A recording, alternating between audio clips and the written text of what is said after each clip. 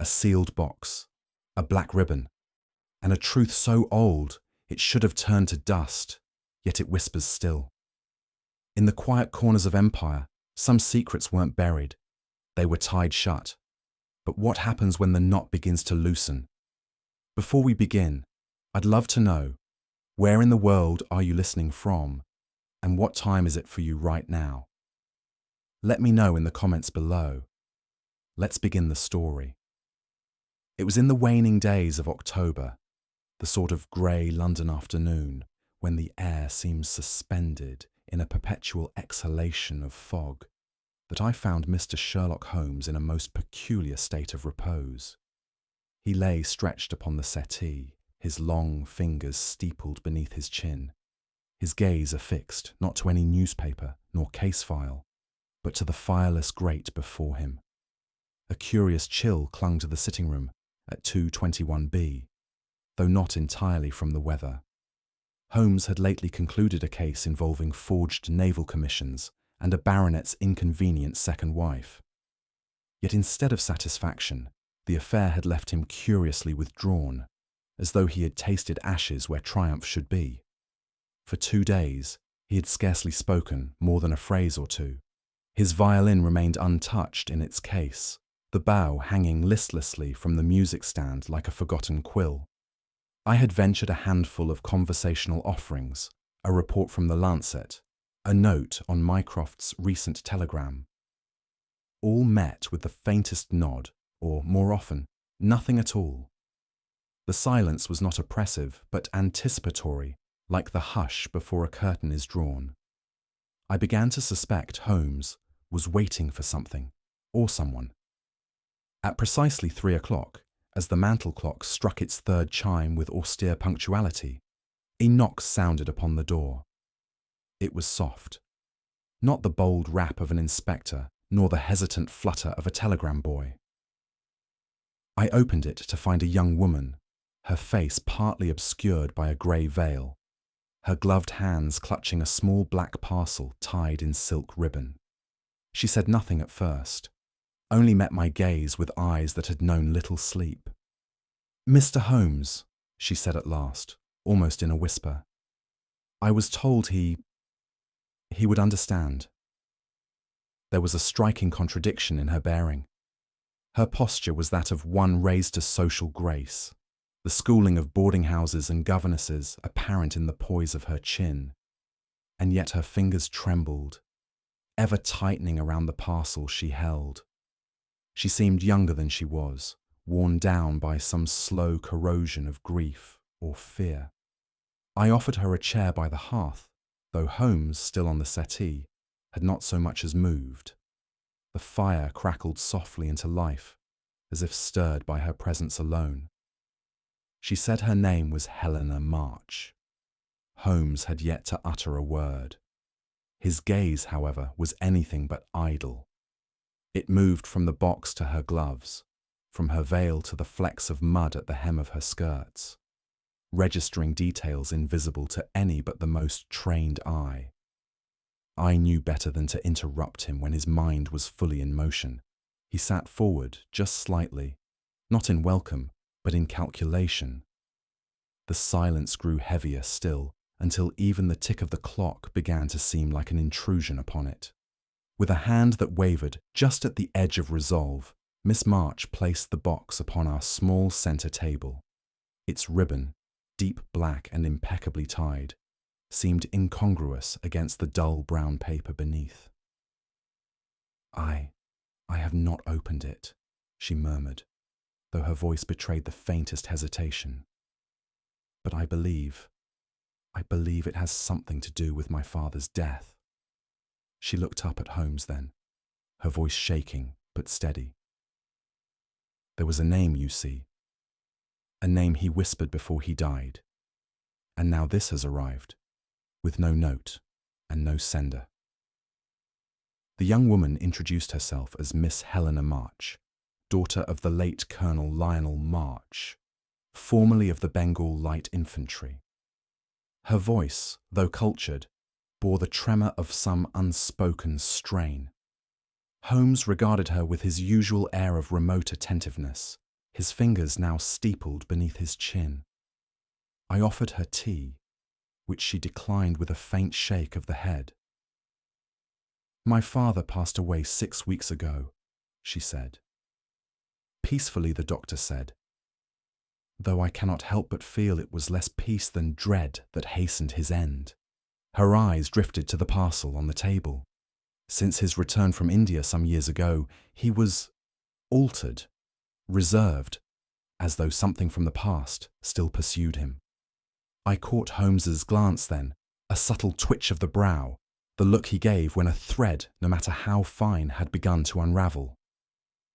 "It arrived on a Wednesday," Miss March continued, her gaze fixed on the ribboned box. "6 days after the funeral. No return address, no note. Delivered by hand," the footman said, though he saw no messenger. I leaned forward. "And you haven't opened it?" She hesitated. I began to, but something stopped me. Not reason, instinct, as if, whatever it held, it was not meant for me, or perhaps not meant for anyone. Holmes now rose and approached the box, though he did not touch it. "Curious," he murmured, almost to himself. "A legacy unsigned, unclaimed, and unnerving." Helena nodded. "My solicitor dismissed it as a keepsake from India, but I don't think so. My father spoke of no such parcel in his will, and yet I feel it's connected. Connected to something he feared, something he tried to bury before it could bury him." Holmes simply said, "It often begins that way." With some visible reluctance, Miss March began to recount fragments of her father's final years. He seldom left the house. He dismissed most of the staff, and he forbade any mention of his time in India. If ever a letter arrived bearing foreign stamps, he would burn it before opening it. Once, I found a map of Bengal in the fire grate, half charred and damp with sweat. He told me it was nonsense, an old memory, but I never believed him. Holmes paced slowly behind her as she spoke, his hands clasped loosely behind his back. "He began muttering names," she added. "One, in particular, stuck with me. Thakur. I asked him about it, and he paled. Actually paled, Doctor. Watson. And left the room. After that, I never mentioned it again." Holmes paused. "And yet the name remains with you?" She nodded. "Yes, because the last night, the very last, he whispered it again. Just once. I was by his bedside. He gripped my wrist and said, 'Forgive me, Thakur.'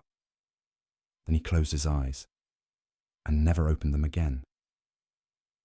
A silence followed, one that even Holmes did not disturb immediately. At last, Holmes stepped closer to the table and regarded the parcel anew. "May I examine your gloves, Miss March?"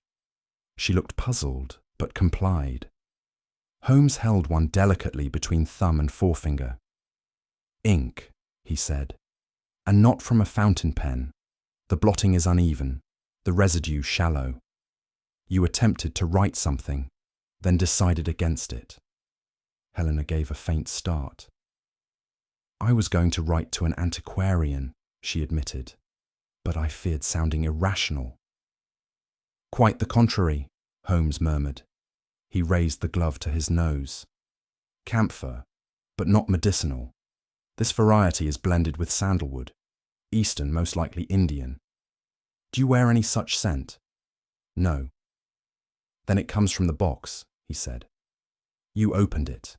She looked down. "Only a little. I untied the ribbon, just to peek inside.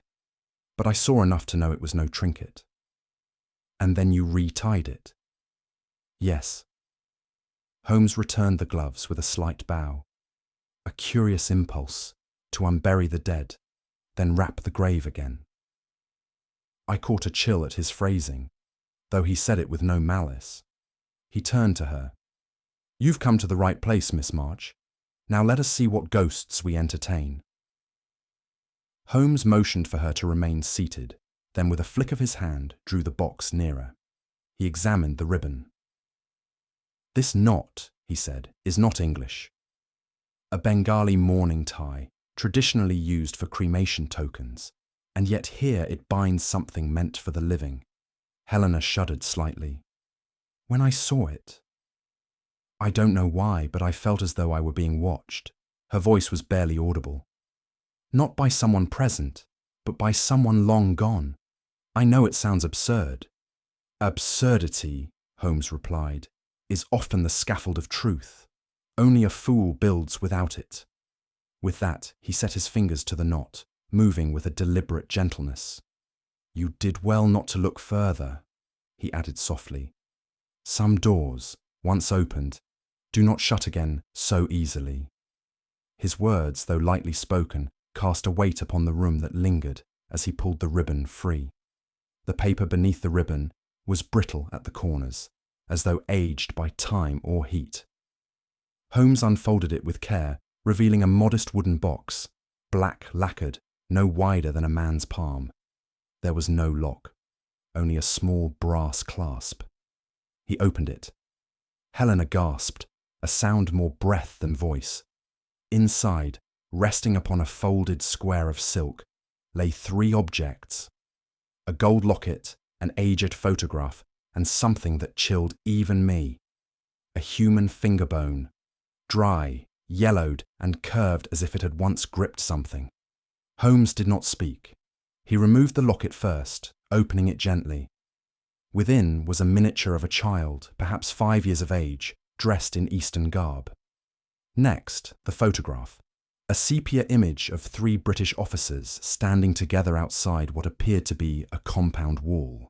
Then finally, the bone. He held it in a handkerchief, never touching it directly. Male, he said quietly. Adult. Severed post-mortem, preserved by some means, possibly resin. Old. He closed the box again with slow fingers. This, he said, was no inheritance. It is, Miss March, a message, one written in silence and posted from the past. Holmes remained seated, his gaze fixed on the closed box. For a moment, he did not move, as though the act of touching those relics had summoned something heavier than knowledge. I studied his face and noted the shift. Not fear, never fear, but a tension behind the eyes I had only seen in our darkest cases. What is it, Holmes? I asked. He blinked once, slowly, as if returning from some inner chamber. This is no trinket of grief, Watson, he said. It is a cipher, and each of its tokens speaks. I looked to Miss March, who sat with her hands clasped tightly in her lap, her knuckles white. What are they saying? I asked. Holmes's expression hardened, though his tone remained neutral. That vengeance has a long memory, and the dead, though silent, have ways of speaking when the living will not. The fire in the hearth cracked then, but the room felt unmistakably colder. The following morning found us rattling southward through a mist-veiled countryside, the autumn hedgerows bristling with wind and the sky perpetually on the verge of rain. Miss March had returned to her family estate in Surrey ahead of us, though not without first supplying Holmes with an address scrawled in elegant but clearly anxious handwriting. The March house stood well back from the road, a brooding Georgian affair overgrown with ivy and surrounded by the silence peculiar to Holmes, where death has only recently passed through the corridors. The iron gate creaked in protest as we entered, and I could not help but note how even the garden seemed unkempt, as though nature itself had recoiled. Holmes remained unbothered by the gloom. On the contrary, he appeared invigorated, his eyes keen and alert. This, he remarked as we approached the stone steps, is the sort of place where secrets are folded, not filed. Let us see how many lie beneath the dust. His knock upon the door was answered not by the lady of the house, but by an older woman whose bearing suggested that she had long since appointed herself its guardian, a face drawn not by age, but by caution. The housekeeper, Mrs. Jessup by name, regarded us with the flinty reserve one often finds in those who've spent more time serving their masters than trusting strangers. "Miss Helena said you might come," she stated, not warmly. "The Colonel's rooms haven't been touched." When Holmes asked to see the study, she hesitated. "It's been locked since the day he passed. Miss March said to leave it as it was." Holmes offered a single raised brow. "And you obeyed her wish?" "I obeyed the silence, sir. That's what filled this house when he was alive. And what's worse now, he's gone." With some reluctance, she led us through a narrow corridor, lined with heavy portraits, their painted eyes seeming to follow us. She produced a brass key from a ring at her waist and unlocked a door with a sound that echoed longer than I liked. The room beyond smelled faintly of tobacco, ink, and something older, something not entirely at rest. Colonel March's study was a cramped chamber, made darker by the velvet curtains drawn tight across both windows. A single shaft of light pierced the gloom, illuminating the clutter of a man who had spent too many years with only his regrets for company. Holmes moved like a hawk among the shelves and cases, eyes flitting from stacks of unopened correspondence to a half-completed chessboard. It was on the writing desk that he found the first article of note, a curved blade sheathed in ornate leather. He withdrew it carefully. "A kukri," he muttered. "Gurkha made. Ceremonial." Beside it sat a tarnished campaign medal bearing the insignia of the East India Company and the year 1872. "Post-mutiny," Holmes added. "A troubling time to serve." In the hearth, amid a scatter of ash and cinder, Holmes crouched and extracted the edge of a half-burnt envelope. He held it with tweezers, reading the Hindi script with ease I could not match. "This letter was addressed to him," he said, "but it was never read. Note the seal, unbroken." I leaned in. "Why burn it then?" Holmes turned the paper slightly toward the light. "Because the hand that wrote it was not forgotten, nor forgiven." Later that afternoon, Miss March joined us in the drawing room. She seemed paler than before, though her manner remained composed.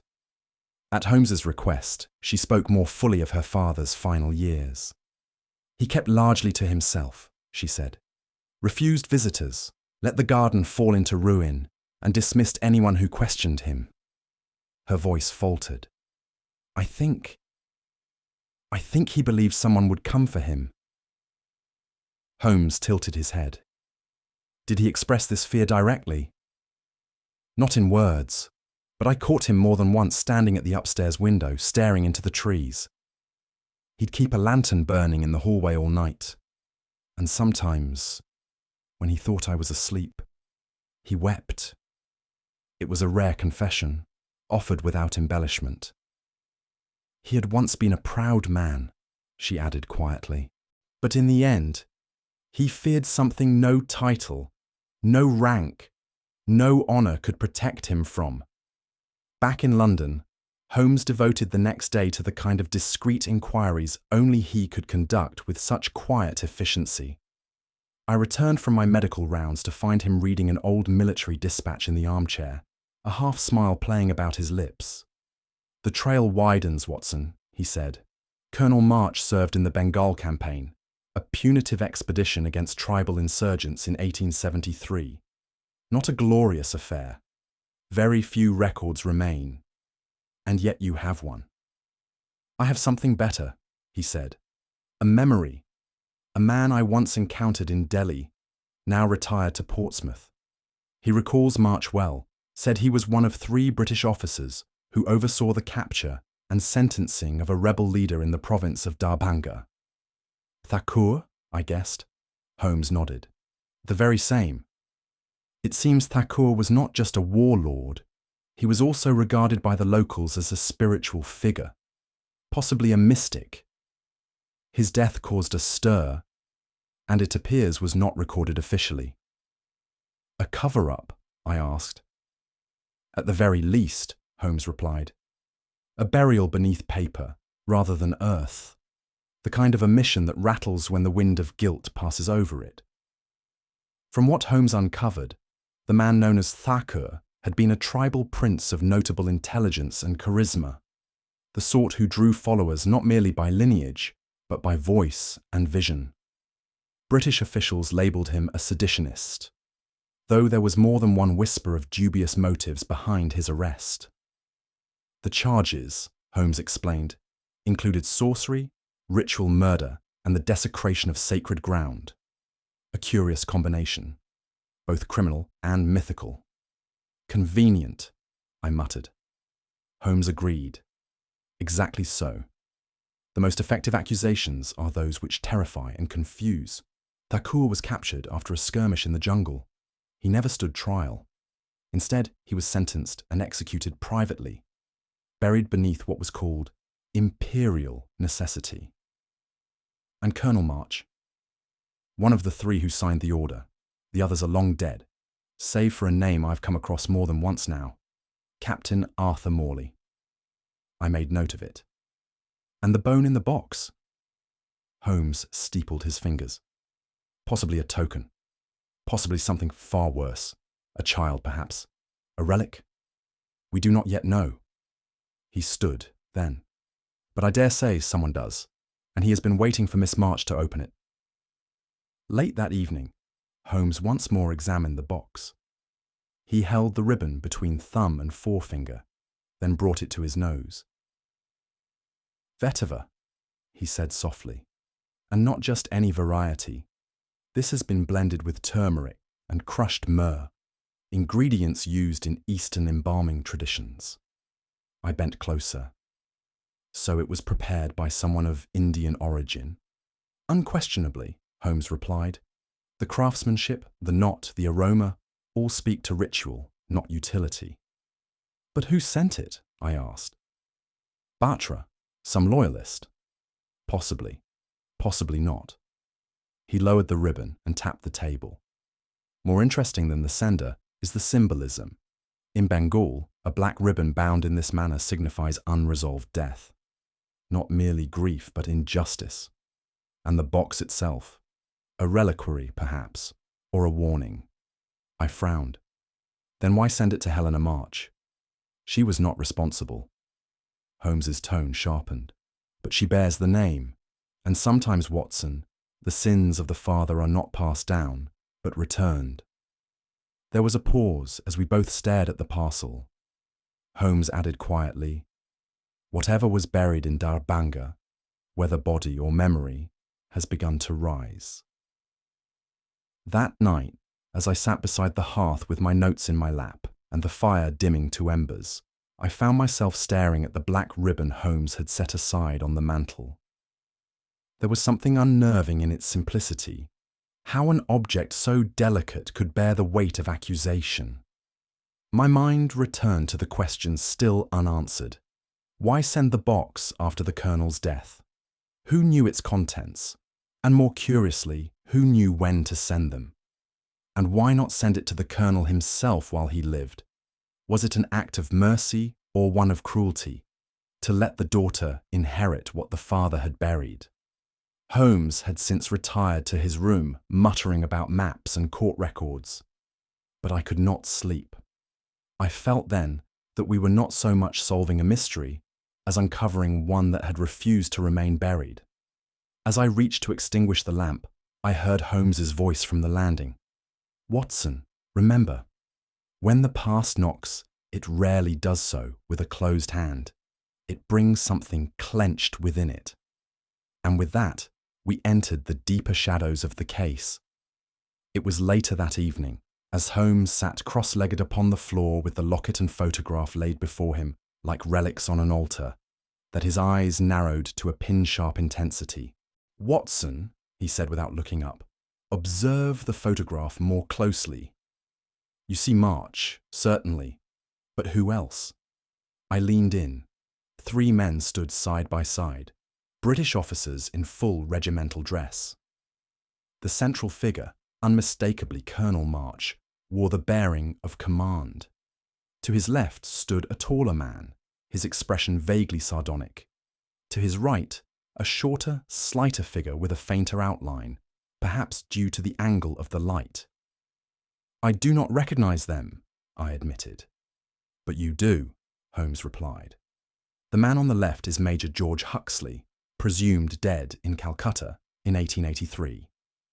And the other, here he tapped the faded figure, is none other than Captain Arthur Morley. The name rings faint, I said. It should. He now styles himself as a museum director, a quiet man, with reasons for remaining so. These three men were not comrades, they were co-conspirators. Holmes rose. And I think it is time we paid Mr. Morley a visit. The following day, we presented ourselves at the Colonial Antiquities wing of the British Museum, where a clerk directed us to a back chamber half draped in velvet and dust. Captain Arthur Morley, or rather Mr. Morley as he now called himself, was a lean man with thinning grey hair and an overly affable manner which I have learned to distrust on instinct. "Sherlock Holmes?" he said, offering a damp hand. "My goodness, to what do I owe the honour?"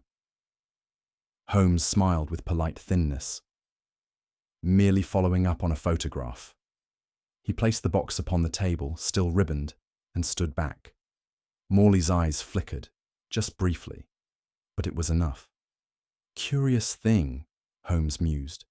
"You knew Colonel March well, I presume?" "We served together," Morley replied too quickly. "Many years ago. And Huxley? Dead, tragically. Dysentery, I believe. In Calcutta?" "Yes, quite right. Calcutta." His voice wavered then. Holmes nodded as if satisfied. "It's remarkable how old names and old boxes seem to converge, is it not?" Morley offered a laugh that never reached his eyes. "Yes, quite." I glanced at Holmes, who gave the faintest nod. We had struck something, not yet gold, but certainly a vein. Holmes allowed the silence to swell, then casually undid the ribbon. He did not open the box, merely let it sit, exposed, as though awaiting judgment. Morley's smile faltered. What exactly do you believe this is?" he asked. "That," Holmes replied, "is the kind of question only a guilty man asks before he's been told what this is." Morley looked between us, then back to the box. A bead of sweat bloomed on his temple, despite the room's coolness. "We've all received peculiar parcels in our time," he offered weakly. "That hardly proves—" "No," Holmes interrupted, "but your tone does, as does your breathing, which quickened precisely when I mentioned Huxley. You see, Mr. Morley, fear speaks more fluently than words. I don't see what you're implying." Holmes stepped forward. "Then let me be direct. The box was constructed in Calcutta by a craftsman who specializes in ritual containers. Your name is on the order, under an alias, yes, but sloppily so. A detail beneath notice to most, but not to me." Morley opened his mouth, then closed it again. His fingers twitched once on the edge of the desk. "Shall we discuss the bone next?" Holmes asked softly. Morley said nothing. Back at Baker Street that evening, Holmes sat with his violin cradled across his knees, though he did not play. Instead, he stared into the fire with an expression I knew well, the look of a man assembling the final pieces of a puzzle already solved in his mind. "Watson," he said, "have you ever heard the name Ramesh Batra?" "No," I replied. "Should I have?" "Only if you work in the East India Archives," Holmes said. "He's a quiet fellow, keeps to the back stacks, but over the past 6 months he has made a series of pointed inquiries, all concerning Colonel March's regiment. Military history? Hardly. He was tracing individuals, names, officers connected to a particular incident in Bengal, the Darbanga affair." "And you believe he sent the box?" Holmes nodded. "Or had it sent. He would have needed someone familiar with the funerary customs, someone able to craft a message that was both personal and symbolic. Batra is not a man of violence, Watson, but he is a man of memory." I sat back, the firelight glinting off the box's brass clasp. "Then he has declared war, not with guns, but with ghosts." Holmes smiled. a more dangerous kind at times. It was decided that I should follow the trail Holmes had traced to the India Office Library, a place not unfamiliar to me, but never so haunted by purpose. There, among ancient ledgers and vellum-bound registries, I found the man Holmes had named Ramesh Batra. He was unassuming in stature, dressed plainly, and moved with the sort of quiet efficiency that belongs to those who prefer footnotes to confrontation. Yet there was something sharp in the way he handled the documents, as though he were not merely researching history, but interrogating it. I kept to a distant table, appearing absorbed in a colonial health report, while I observed him return, again and again, to a specific cabinet of Bengal campaign records. More than once he lingered over a map, Darbanga, the province Holmes had named. He ran his finger along the borders like one recalling scars. At one point, he removed a folded clipping from his coat, a photograph. Though I could not see its face, I would wager my service pistol it matched the very image from the box. He was not just looking for answers. He was seeking names. Names, I feared, that had already bled into ash. While I kept vigil among ink and parchment, Holmes secured an appointment with Helena's solicitor, a discreet gentleman in Temple Gardens named Mr. Trenton. That evening, Holmes recounted their exchange over a modest supper of cold beef and wine. Trenton confirmed what I suspected, Holmes said. 3 weeks before his death, Colonel March added a codicil to his will, handwritten, witnessed, but never explained. What did it say? I asked. Holmes unfolded a scrap of copied text from his coat pocket. In the event of my passing, let the object be delivered to my daughter. Though its contents may disturb, I leave them in her care. Let her judge me, if she can, for the debt remains unpaid. I whistled low. He meant the box. Holmes nodded. Precisely, but there is more. Trenton confessed that the colonel brought the item with him, a sealed parcel, and instructed him to arrange its delivery only after his death. Which means March knew it would provoke something. Indeed, Holmes replied. He did not fear the box would reach Helena, he feared what it might awaken. He sipped his wine. Remorse is a cruel courier. It always arrives late and never without consequence. What most intrigued Holmes, and what chilled me, was that the codicil bore no actual signature. It was written in the colonel's hand, Trenton assured him, and witnessed by a junior clerk. But when the time came for March to affix his name, he hesitated. He placed the pen upon the page, Trenton had said, then removed it. He whispered something, not yet, and he left it blank. Holmes mused on this detail with his usual precision. A man does not omit his signature lightly, Watson, especially not one of military training. It was not oversight, it was refusal. Or fear, I offered. Possibly, Holmes conceded. Or perhaps repentance too late. He stood by the window then, watching the fog trace long fingers across the glass. To write an act is easy, to own it requires a different ink. I found the notion disturbingly poetic. Holmes's brilliance always seemed coldly mechanical. But in moments such as this, it bore something more. The colonel died without naming his guilt, I said, but he still sent the box. Because silence, Holmes replied, can only shield a man so long. Sooner or later, it begins to whisper, and the dead do not whisper, they accuse. That night, Holmes removed the ribbon from the box and placed it flat upon the table between us. He did not speak for some time, only studied it as one might a message in an unfamiliar language. Finally he said, "It is not the gift that binds, Watson, but the guilt it conceals." The ribbon, he explained, was not mere ornament. Its knot, a specific Bengali mourning fold, had been used in rituals of public remembrance, often when the dead could not speak for themselves. This, Holmes continued, is not just a relic, it is a sentence, bound by custom and now delivered across oceans and generations.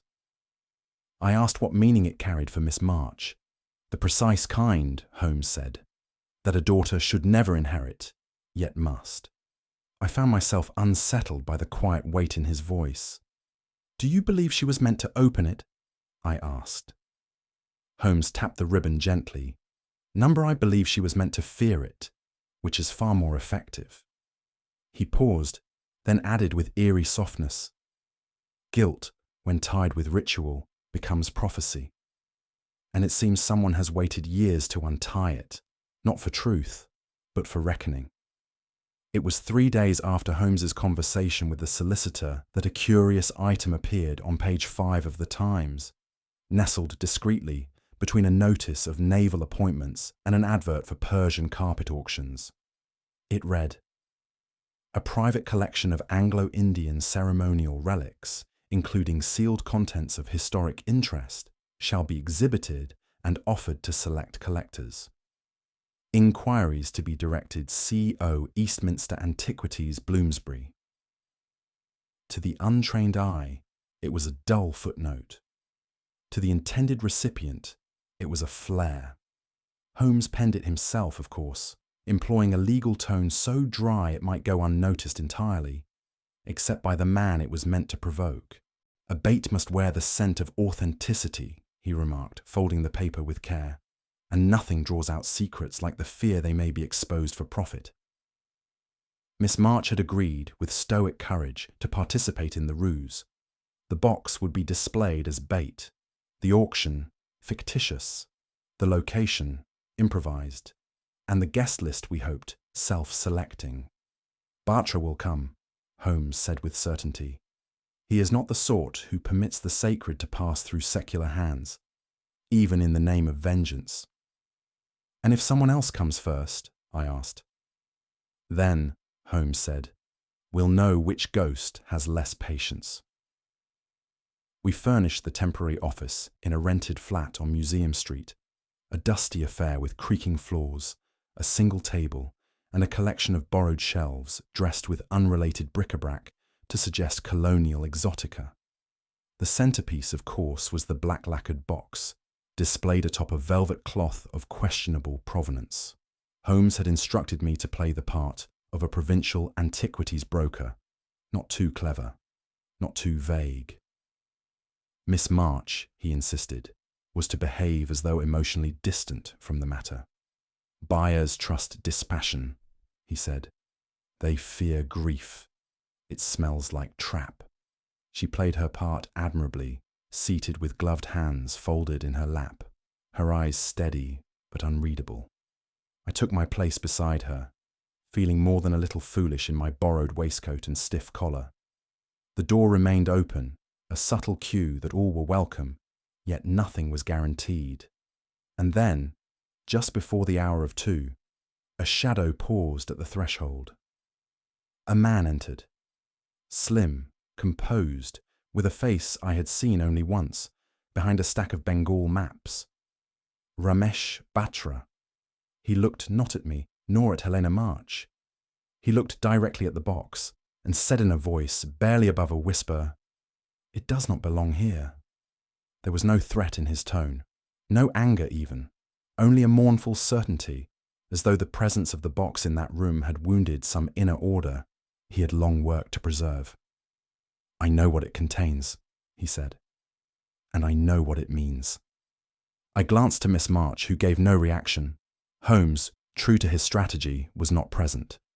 Not yet. "You are here for the auction?" I asked, feigning the tone of a disinterested clerk. "I regret to inform you we do not offer authentication until the item has been unsealed." Batra turned his eyes to me then. They were dark, but not unkind. "Seal it, burn it, bury it again, but do not trade it," he said. "That is not a relic. It is a son's grave." I felt the air thicken. "You mean the bone?" "I mean what was done to the child it came from." There was no sound in the room for a long moment. Then, from the back alcove, Holmes's voice. calm, unmistakable.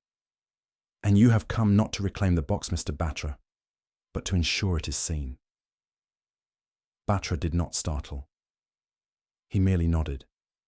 It was meant to confront the living, not be sold to the highest bidder. And yet, Holmes said, emerging into view, you delivered it in silence, trusting the dead to speak in your place. Batra turned fully.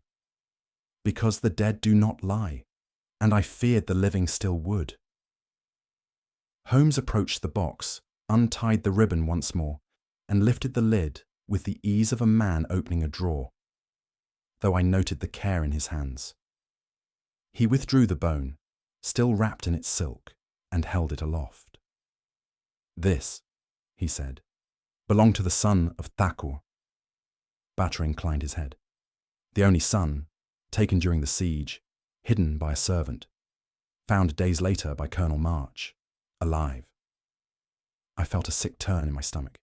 He was perhaps 7 years old, Batra continued.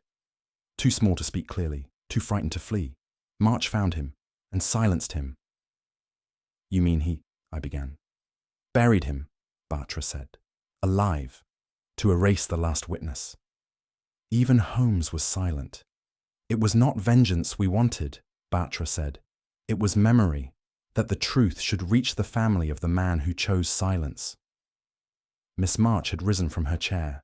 Her eyes brimmed with 1,000 thoughts, none voiced. Holmes returned the bone to its place. You do not seek justice, Holmes said quietly. You seek conscience. I seek to remind them, Batra replied, that the past does not decay, it waits. And somehow, in that moment, I knew the real trial had only just begun. Before Batra could answer, Holmes took a measured step forward from the rear partition. Not sudden, not dramatic, but with the sort of quiet finality that halts breath. Mr. Batra, he said evenly, you have carried the truth long enough, but the burden is not yours alone. Batra did not flinch. I did not come to place blame. No, Holmes replied, but another did. At this, a new presence entered. Captain Moley. He had arrived unnoticed, or so he believed. The museum man's face, pale even on a calm day, was now void of colour entirely. His eyes darted from the box to Miss March, and then to Holmes. Moley, Holmes said with soft disdain. You need not pretend confusion. You've seen the box before. You had it made. Moley swallowed. That's absurd. You commissioned it in Calcutta under the alias D.N. Carter, delivered it via a dormant shipping route, and ensured it arrived not before March's death, but exactly after.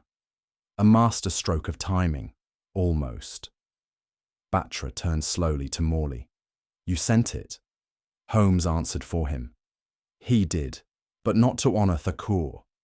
No, to frame the honourable man who sought the truth. To paint you, Batra, as the ghost, so he might remain hidden in the smoke.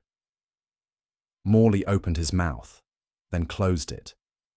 He looked very much like a man whose stories had finally run out of pages.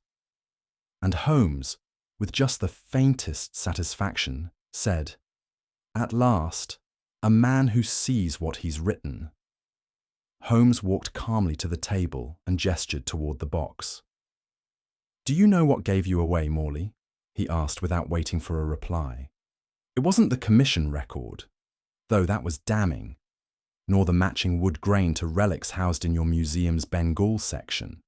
No, it was the wax. Wax, I repeated. Holmes nodded. A ceremonial blend, vetiver and camphor, yes, but also lacquer gum, found only in the workshops of a single artisan quarter in northern Calcutta. You had used it once before, on a display of mock ritual masks. The scent remains, like guilt. It clings. Moley let out a bitter laugh. So what, Holmes? You've solved it. And now what? Will you publish it in your memoirs? Let the world watch me unravel. Holmes said nothing for a moment, then turned to Helena. "It was not for publication, Captain. It was for her." Morley's jaw clenched. "You think I wanted this?" "I think," Holmes said, "that you feared exposure more than you feared justice. You created the box to shift the guilt, to make the past a problem for others to solve." "You weren't supposed to be involved," Morley muttered. Holmes smiled thinly. "You'd be surprised how often I hear that." Then, turning back to the box, he added, "And now, let us open what was never meant to be opened. Properly." Holmes reached into his coat pocket and withdrew a thin brass key, worn smooth by use, but still gleaming with purpose. "I found this," he said, "in Colonel March's shaving kit, tucked inside a hollowed-out brush handle. It does not open any known drawer in the estate." He inserted it into the side panel of the box, one that had appeared purely ornamental. With a faint click, a compartment slid free. Inside was a single folded paper, brittle at the corners, its ink faded but legible. Holmes handed it silently to Miss March. She opened it. The room held its breath. She read aloud, "To my daughter, if you are reading this, I am dead, and I pray I was braver in dying than I was in living. Years ago, I committed an act so vile I cannot name it without shattering what little soul remains. I buried a child. I erased a name. I signed the death of a family. I did it for duty, but no longer believe that word excuses the deed. I do not ask forgiveness. I only ask you know the truth. L. March." The words landed with the force of confession, not shouted but whispered through time. Holmes lowered his gaze and murmured. He could not speak it aloud, but he wrote it, knowing she would have to. Miss March folded the letter slowly, her hands trembling only at the edges. And at last, the box was truly open. No one spoke for a time. Helena March sat with the paper resting in her lap, her fingers loose around its edges, as though they no longer had the strength to close. Holmes stood beside her, silent, not triumphant, but still, in some unknowable way, resolved. Batra, for his part, offered nothing more than a slow nod, not in approval, but in acknowledgement. The circle, for him, was not closed, but it was at least named. Morley turned to leave, but Holmes stopped him with a word. "Captain." Morley halted. "You will not be arrested," Holmes said. "There is no proof sufficient to please the law. But know this, the box will not be buried again, and the truth will remain where it belongs." Morley gave a small nod, neither grateful nor defeated. Then he walked out into the dark. Helena finally stood. She did not look at Holmes, only said, very quietly, "Thank you."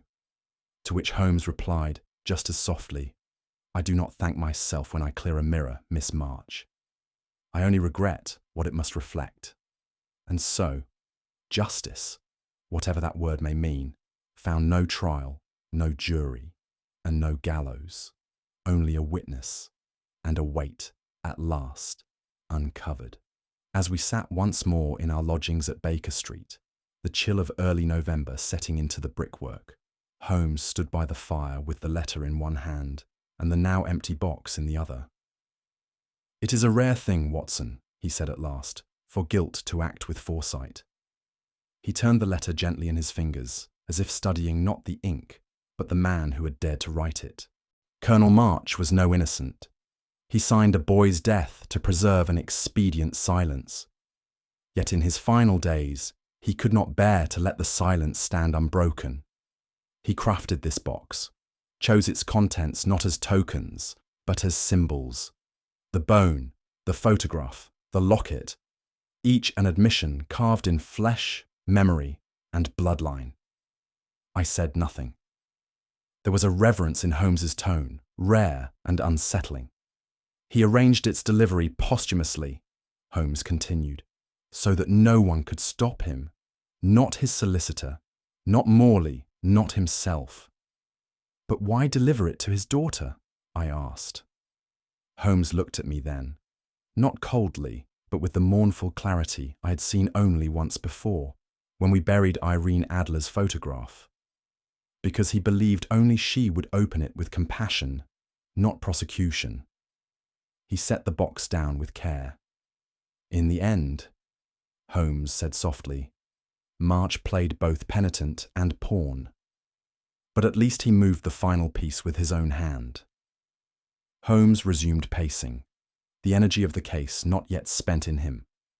Morley, he said, saw the box not as a confession but as a threat.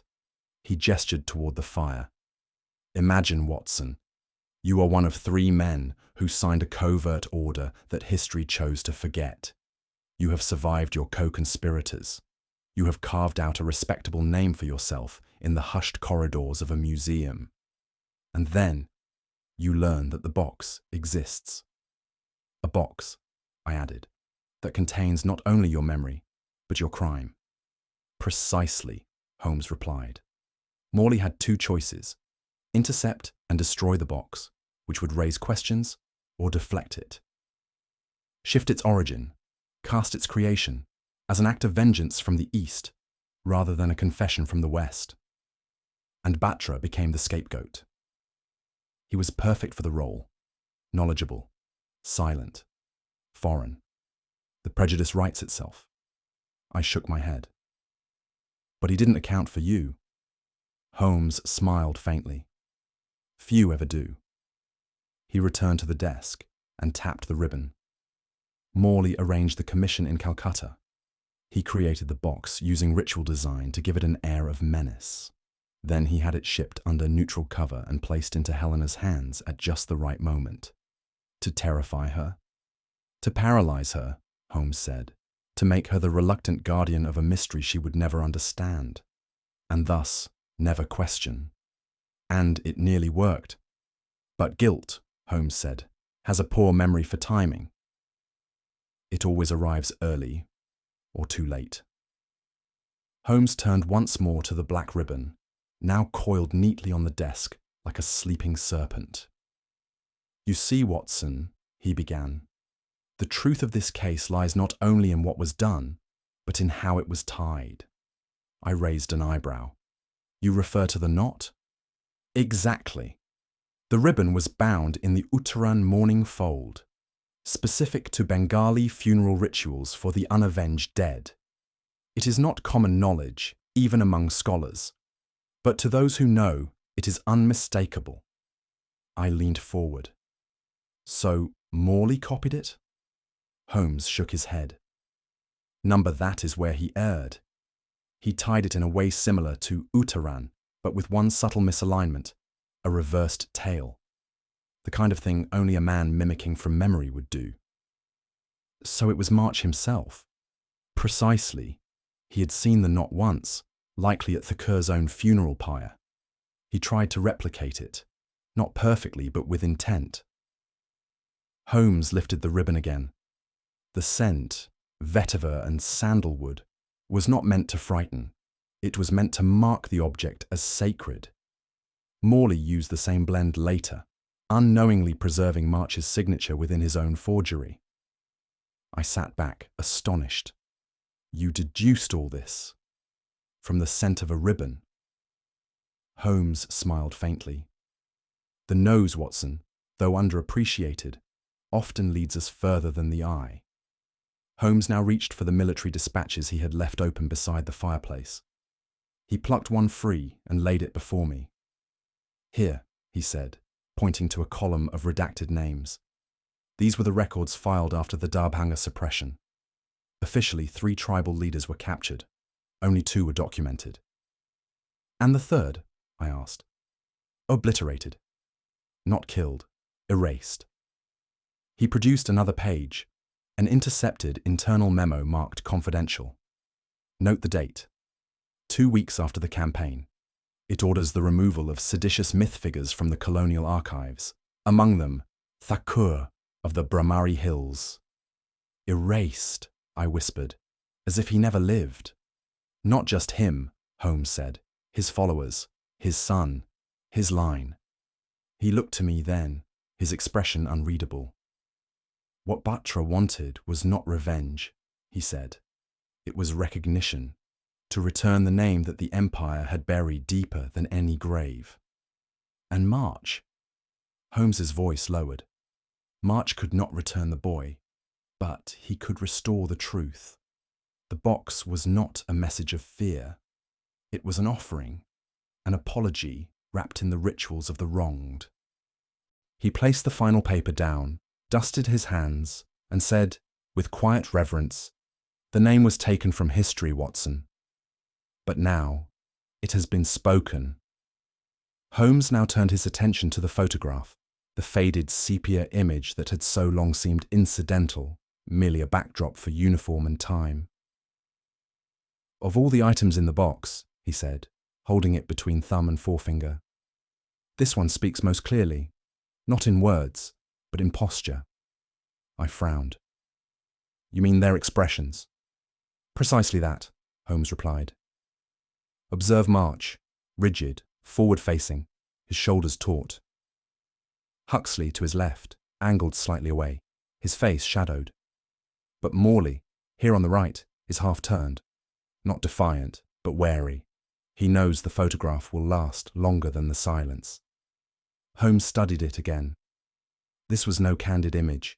It was commissioned, a record, a memento perhaps, or a pact. "And yet it became a witness," I said. Holmes nodded. "They believed the past buried, but the lens has no conscience. It preserves what memory seeks to erase." He placed the photograph beside the confession and the box, completing a triad of artifacts none had meant to see the light of day again. "3 men," he said quietly, "bound not by comradeship, but by concealment. This photograph is their unspoken oath, and now their undoing.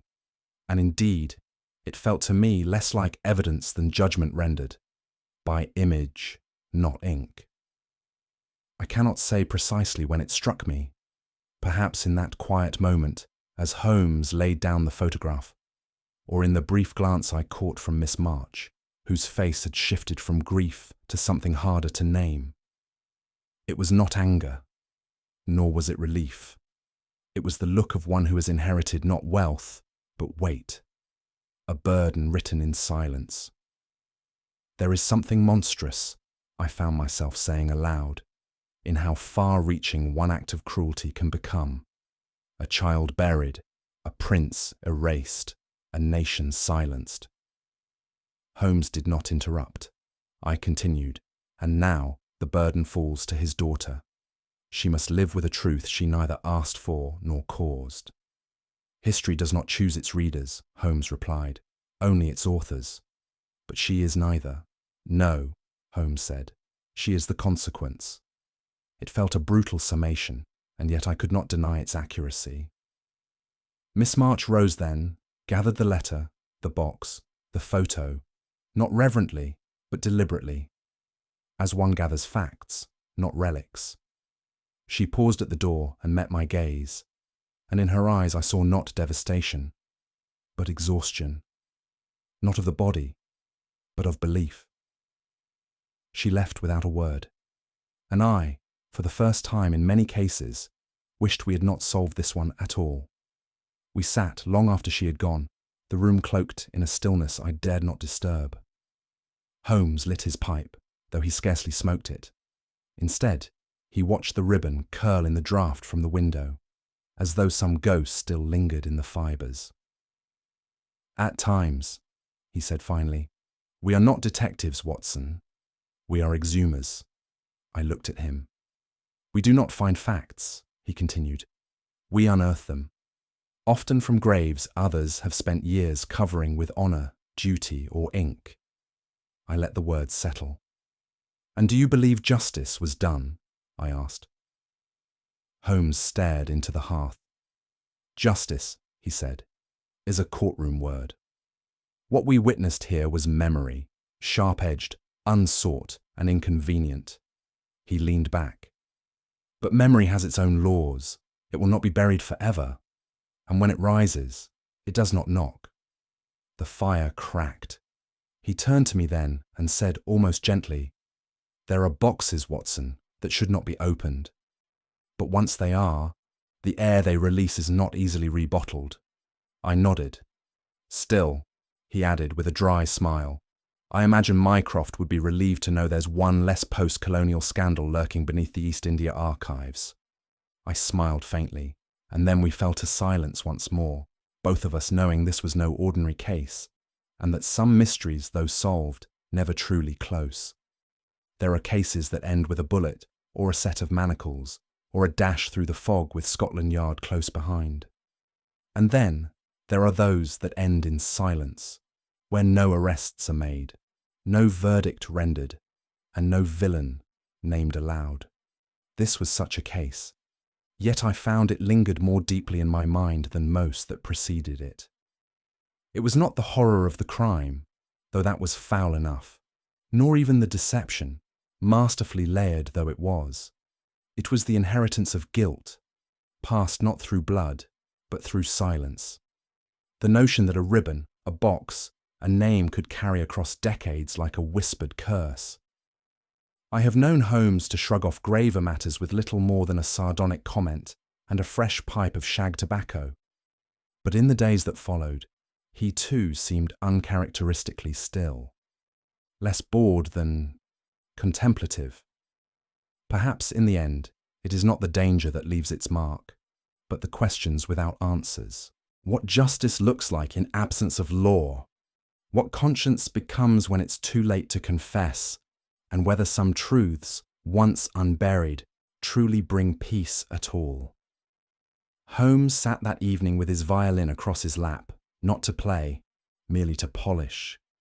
He moved the cloth over its surface with a delicate efficiency, as though wiping down thought itself.